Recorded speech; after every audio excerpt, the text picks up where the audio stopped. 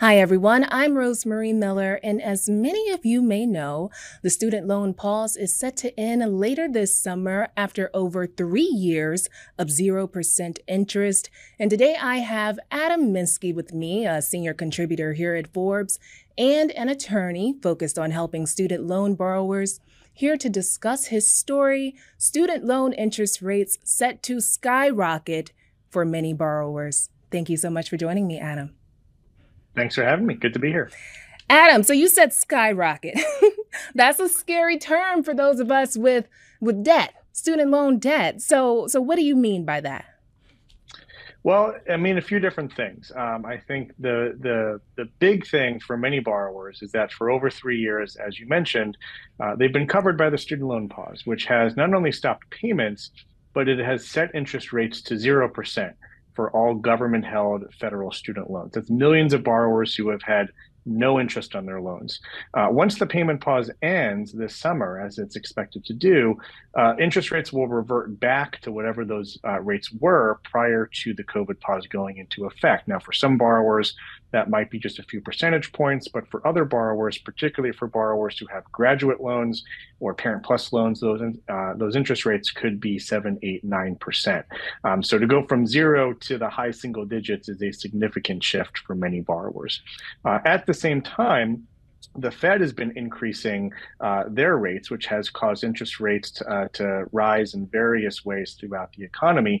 That's impacting the disbursement of new federal loans for borrowers who are currently in school or will be in school next year, as well as borrowers who have variable rate private student loans with interest rates that track along with the overall market environment. Those folks have also seen tremendous increases in their interest rates over the course of the last year or two. Okay, so we're going to back up a little bit. You're saying 7%, 8%. Those numbers, they seem kind of small, but like put it in, make it make sense for us, I guess. 7%, 8%. What does that mean for, say, I don't know, $100,000? Well, I mean, to use some simple math here, 7% interest rate annually on $100,000 in federal student loan debt is $7,000 in annual interest rate accrual. If you had 0% for a year, now suddenly you're going to have $7,000 of interest accruing when you had zero. If it's 8%, it's $8,000. Now you're paying that down, presumably, if you're making payments, but that means your payments has to cover interest in most cases, as well as some principal. So the higher rates mean folks are going to have to pay. So for the federal student loans, which of the ones will have the highest of the interest rates? The plus loans, how will that go? So interest rates are on federal student loans are generally fixed as of 2006 and onward by Congress, and they're tied to certain events, most recently the auction of Treasury bonds. So an interest rate is fixed based on the disbursement year. So someone who has a loan dispersed in 2015 may have a different rate than a borrower who had loans dispersed in 2010, for example. But as a general rule, undergraduate federal Stafford loans have the lowest rates. The next highest group of borrowers are graduate borrowers with Stafford loans. And then higher than that are graduate borrowers with Graduate Plus loans. And then typically the borrowers who have the highest federal student loan interest rates are Parent Plus borrowers. A Parent Plus loan is a loan dispersed to the parent of an undergraduate student who is the one getting the education. I'm curious about the Parent Plus loan. If someone's parent took out loans for their child, and let's say their parent is elderly, could they just die with the parent? How does that work? So as a general rule for all federal loans, including Parent Plus loans, the loan is dischargeable upon the death of the borrower. So if you took out a loan for your own education, the loans can essentially die with you. The same is true for a Parent Plus borrower. If the Parent Plus borrower dies, their Parent Plus loan is discharged. But what's unique about Parent Plus loans is that even though the student is not technically the borrower for purposes of the Parent Plus loan, that loan is also dischargeable if the student dies as well, the child. So that's what makes Parent Plus loans somewhat unique. Okay. So what tips do you have for someone who may be struggling to pay back those loans once they start back later this summer? So for federal student loan borrowers, the very first thing you want to do is track down your loans, figure out what servicer is handling your loan. You can do that by logging into your Department of Education account at studentaid.gov, which will tell you who your servicer is. A lot of servicers have changed in the last couple of years, so who you had as a servicer a few years ago may not be the servicer that you currently have.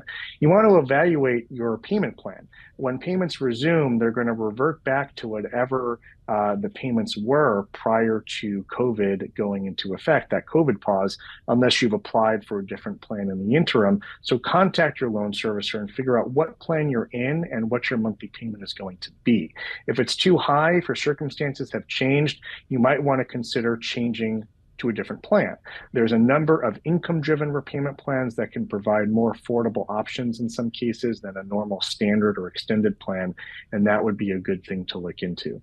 For private student loan borrowers who have high variable rate loans, options are a lot more limited. Those folks, your only real recourse is to explore refinancing the loan through a different lender to try to get a better, ideally fixed interest rate. So, would you ever suggest to a young borrower to pause their 401k to help pay off their student loans? That's generally not often going to be a good idea. We want you to be able to retire. One of the problems with the student debt crisis is that people are not saving or investing enough for retirement because they can't because of their student loan debt burden. If there's any good news, it's that some recent changes to the law may allow some employers to match retirement contributions to a borrower's student loan payments. It's not mandated, but it's a new employer benefit that some employers may be able to offer. So in other words, if you contribute a certain amount to your student loans, your employer may be able to match that as contributions to your retirement accounts. You can kind of accomplish two things at once. Okay, that sounds like a small paycheck, but I am curious, how does one actually pay off debt and save money at the same time? Because doesn't that keep putting you right back where you started at zero? And even if you're saving, you still feel like I have this debt looming over me. Wouldn't you think it'd make more sense to just get rid of it in, I don't know, 5 years and have it off your back than to keep trying to pay your retirement and deal with these student loans? Every situation is unique, and it really comes down to the type of loans you have, your income, and what you can afford to pay. One of the features of the federal student loan system is these income-driven repayment plan options where you're only required to pay a portion of your income, regardless of the size of your balance. And those income-driven repayment plans have a finite repayment term. And if you haven't paid off your loans in full by the time you reach the end of that term, you can actually get any remaining balance forgiven. So there is potentially a way for folks to be able to pay what should be an affordable payment amount while also trying to work towards other financial goals like saving and retirement, with the understanding that you may ultimately be able to get your loans forgiven. There's other programs as well, such as public service loan forgiveness for folks who typically have lower incomes because they work for government or for nonprofit organizations. You might be able to get your loans forgiven in as little as 10 years if you qualify for that program and you're paying based on your income. So that can also be a huge benefit for people who are struggling. Okay. And just in case any of you are thinking about trying this, Adam, what happens to someone if they just say, forget this, I'm not paying it, I'm not paying my student loans? Well, that can lead to what we call default, which is a breach of the underlying loan agreement, and that can have very serious consequences. If you default on federal student loans, historically, the government has been able to pursue borrowers without necessarily needing to go through the court system. They have what we call administrative powers that can allow the government to intercept federal tax refunds, garnish wages, and even offset Social Security benefits in certain cases without having to step foot in a court.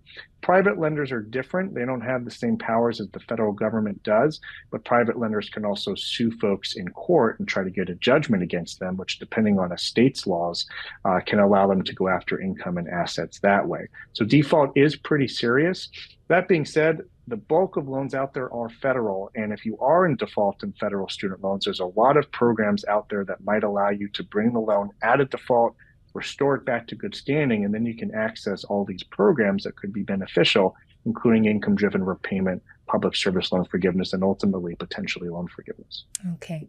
Well, thank you so much for joining me today. Thanks for having me.